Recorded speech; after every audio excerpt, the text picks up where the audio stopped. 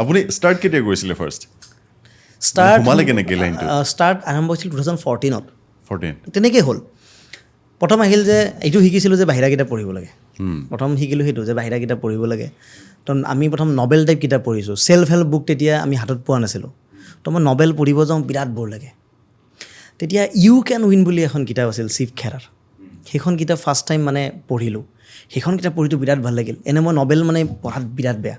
কিন্তু সেইখন কিতাপ মানে এনেকুৱা লাগে কেতিয়া মানে নেক্সট পেজটো পঢ়িম নেক্সট পেজটো কেতিয়া তেনেকুৱা লাগি থাকে মই সেইখন কিতাপ 7 টাইমছ পঢ়িছোঁ সেই তাত যি কথাবিলাক শিকিলোঁ সেই কথাবিলাক বেলেগক শিকাই ভাল লাগে আৰু তেতিয়া তাৰমানে টিচিং লাইনত ষ্টুডেণ্টবিলাকক শিকাই আৰু ভাল লাগে তেওঁলোকে কয় ছাৰ বা আপুনি এইটো বস্তু ইমান ধুনীয়াকৈ বুজাইছে চ' এটা বস্তু মই ফিল কৰিছিলোঁ যে মোৰ তাত টিচিং কেপেবিলিটিটো আছে তেতিয়া মই যেতিয়া কেমেষ্ট্ৰিও পঢ়াইছোঁ মই কেমেষ্ট্ৰিত ইমান এক্সপাৰ্ট নহয় কিন্তু পঢ়াব ভালকৈ জানিছিলোঁ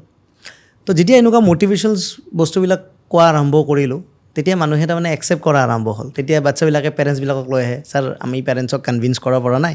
আপুনি অলপ কৈ দিয়কচোন পেৰেণ্টছকো কওঁ বোলে এইটো অকল পঢ়িলে নহ'ব লাইফত এইটো বস্তু লাগে চ' তেনেকৈ একচুৱেলি জাৰ্ণিটো ষ্টাৰ্ট হ'ল